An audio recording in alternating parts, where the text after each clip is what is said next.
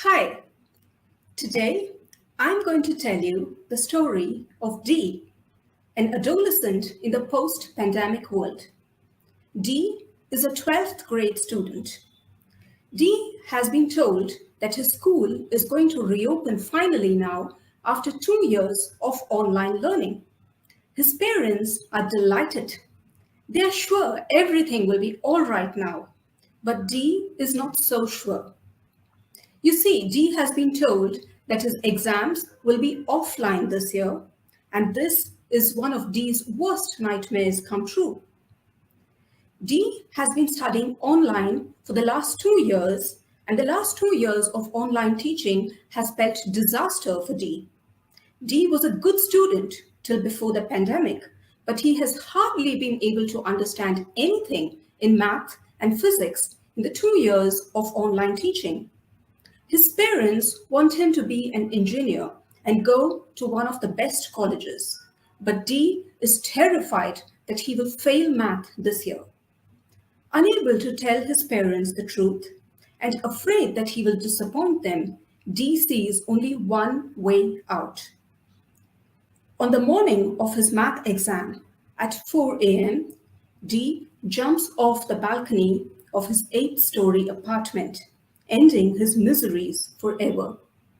The story of Dee is the story of thousands of students around the world. As per statistics from the World Health Organization, suicide is the fourth leading cause of death in adolescents. 1 in 7 adolescents suffer from a mental disorder, but what is even more worrisome is that most of this goes unrecognized and untreated. The 2 years of the pandemic have exacerbated this problem. The road to recovery from the pandemic has mostly been viewed through the lens of vaccines and medicines, with an overarching importance on the physical well-being of adults and the older population. The pandemic has had a relatively low impact on the physical well-being of adolescents. So most of us assume that the average adolescent is doing fine. After all, they look fine, so they should be fine, right? As the mother of a teenager and a professor who teaches college students, I'm surrounded by adolescents throughout the day, and I see a completely different picture. A year into the pandemic, I started noticing that the memory power, ability to concentrate and grasp new concepts had gone down in my students. But this was just the tip of the iceberg. As I started having more one-on-one conversations, I noticed that my students were complaining of chronic back and neck pain, sleep deprivation, disturbed sleep patterns, migraines due to screen fatigue, and a general lack of enthusiasm and motivation to study. Many students also confided that they were afraid of meeting new people and felt uncomfortable in groups. Concerned, I started having deeper and longer conversations with my students. I noticed that my students were constantly stressed and worried about their parents' or grandparents' health. Many students whose parents had lost a job in the pandemic were especially worried about the financial burden on their families. The students who had studied 2 years online and who had learned their subjects online for 2 years and were required to write an exam offline, which could have a decisive and far-reaching impact on their future, were especially stressed and anxious. And then there were the horror stories of students who had spent nights outside hospitals trying to get medicines and oxygen cylinders for their loved ones when they had an exam the next day. I was extremely worried. It was like I was looking at a different kind of a pandemic. As I let this information sink in, I realized that the pandemic is likely to have severely compromised the well-being of adolescents and with possible long-term side effects. This is more so because adolescents are at this phase where they are too old to go crying to their parents for help, but too young to solve their problems by themselves. So peer group interaction is extremely vital for them. And this is exactly what the pandemic has deprived them of. The social isolation and the constant stress in the pandemic is likely to have harmed them more than others.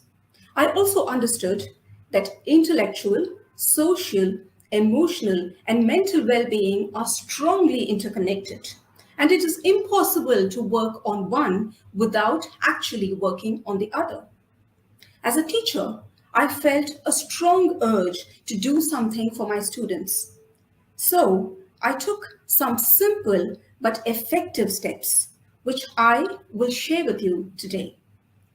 Let me share my screen to tell you what those steps are. Encourage students to share life experiences. I started encouraging students to engage in small talk and to share life experiences in class if they were willing to do so. I normally would set aside the first 10 minutes of a class for this. Though I started this in my online classes, I have now continued doing this offline too, and it has proven to be extremely effective. In fact, many students have told me that this has helped them develop a strong sense of camaraderie and connectedness with each other. They have realized that they aren't the only ones facing a problem, and this has helped them put life in perspective. Keep my eyes and ears open. I noticed that the quietest students and the ones who said that everything was all right were often the ones with the biggest problems.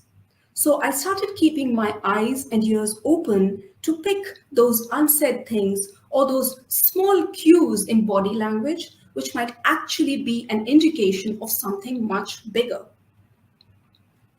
Having one-on-one conversations with adolescents is extremely important for their well-being.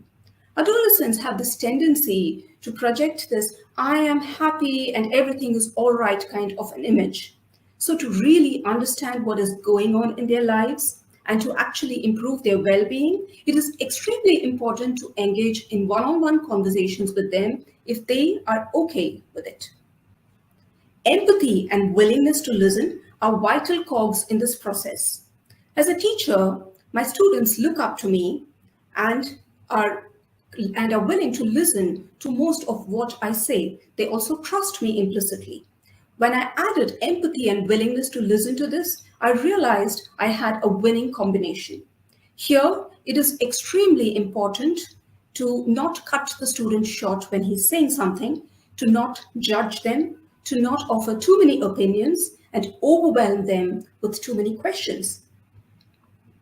And finally, if there are warning signs for depression or signs of suicide, then do refer the student to a counselor or an expert. I would also like to suggest some steps that adolescents can take to improve their well-being. Physical exercise. The importance of physical exercise cannot be stressed enough, and I would urge all adolescents to engage in some form of physical exercise, preferably outdoors. There's a strong interconnectedness between physical exercise, mental and emotional well-being, sleep, and good memory and concentration. Reach out and make friends. When you reach out and make friends, you'll realize that there are people out there willing to help you. Add variety to life. Learn a skill or a hobby or do something that you like, and you'll realize that life has suddenly become more meaningful and interesting. And finally, remember that there is more to life than marks and grades.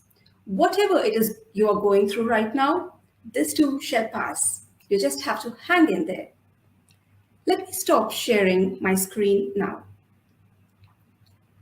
I would like to stress that I strongly believe that the triumvirate of adolescents, parents, and teachers coming together can make a big difference to the well-being of adolescents.